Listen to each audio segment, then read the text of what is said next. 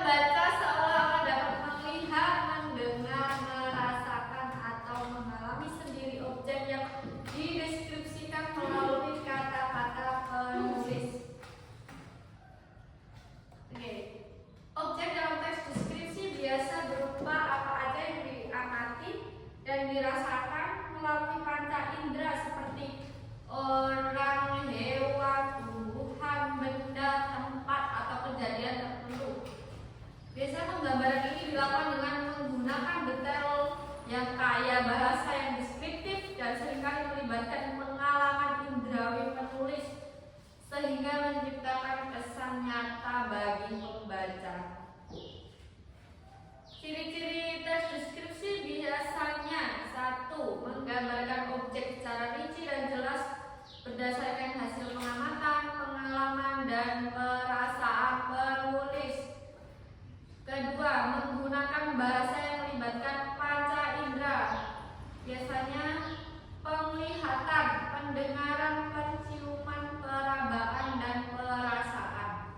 Ketiga, membuat pembaca seolah-olah dapat merasakan atau mengalami langsung objek yang dideskripsikan. Struktur teks deskripsi secara umum berisi tentang identifikasi yang berisi bagian yang memperkenalkan atau menyebutkan objek yang akan dideskripsikan. Kedua, deskripsi bagian biasanya berisi tentang uraian detail mengenai bagian-bagian objek, sifat, ciri fisik atau sensasi yang dirasakan terhadap objek tersebut. Yang terakhir, kesimpulan atau biasa disebut pesan umum opsional yang berisi ringkasan atau pesan akhir penulis terhadap objek yang dideskripsikan.